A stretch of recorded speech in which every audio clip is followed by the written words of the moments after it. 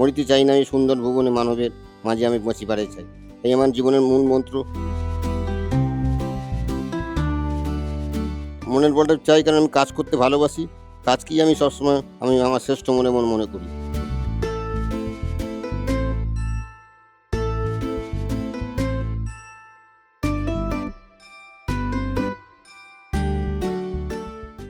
আমি এইভাবে মানুষের মধ্যেই আমি বেঁচে থাকতে চাই। জানি বন্ধু জানি তোমার আছে গো হাতখানি। এমনই এক ভরসার হাত নিয়ে প্রত্যেক মুহূর্তে কলকাতা হাইকোর্টের আঙিনায় হাজির হন আইনজীবী দ্বারকানাথ চট্টোপাধ্যায়। 2016 সাল এক বিরল রোগে আক্রান্ত হলেন তিনি, আর সেই বিরল রোগে আক্রান্ত হওয়ার পর ক্রমশ বেঁকে গেল তার শিরদাঁড়া।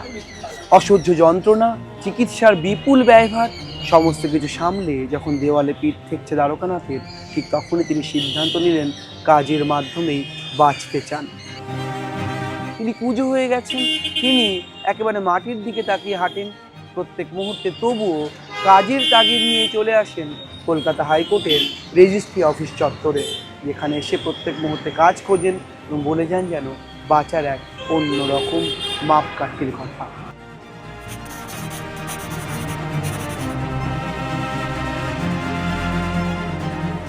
পুরো স্বাভাবিক ছিলাম, আমি নর্মাল ছিলাম। আমি অ্যাঙ্কোলজি স্পন্ডিলাইটিসের শিকার। এটা আমার পায়ে জড়িয়ে যায় 2016 সালে। আমি কোর্টে মামলা করতে পায়ে জড়িয়ে পড়ে যাই। তারপরে আমাকে এমার্জেন্সিতে নিয়ে যায়, তারপর আমি হসপিটালাইজড হই। তারপরে আস্তে আস্তে আমি ব্রেন ডাউন হয়ে যাই। প্রচণ্ড পেনফুল ডিজিজটা। আমি এটা সারভাইভ করেছি যেভাবেই হোক, 5 জনের শুভেচ্ছা, ভগবানের আশীর্বাদে এবং নিজের অসীম জোর মনোবল নিয়ে আমি তারপরে প্রতি ক্ষেত্রে আবার কাজে যোগ দিই।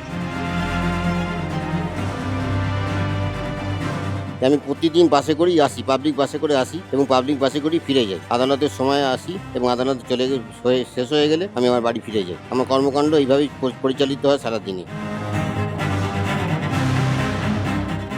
যখন প্রত্যেক মুহূর্তে হাল ছেড়ে দেওয়ার কথা বলি আমরা, সেই সময় যেন এই উকিলবাবু বলে চলেছেন, হাল ছেড়ো না বন্ধু। একেবারে দেওয়ালে পিঠ থেকে যাওয়ার মতো অবস্থা হলেও তিনিই যেন প্রত্যেক মুহূর্তে বলছেন বাঁচার কথা। তাকে যদি দেখতে চান তাহলে আপনাকে চলে আসতে হবে কলকাতা হাইকোর্ট চত্বরের রেজিস্ট্রি অফিসের কাছেই। সেখানে গিয়েই দ্বারকানাথ বাবুর খোঁজ করলে দেখতে পারবেন অসাধ্য সাধন তিনি ঠিক কীভাবে করছেন। মানুষের দুঃখ আসবে, সুখ আসবে, সেটাকে বহন করার শক্তি যাতে পাওয়া যায়, সেটাই আমি চাই যে যাতে আমি বহন করতে পারি। ক্যামেরায় ব্রতিন কুণ্ডুর সঙ্গে রমেন দাসের রিপোর্ট, সংবাদ প্রতিদিন.in। ফলো করুন সংবাদ প্রতিদিন ডিজিটাল।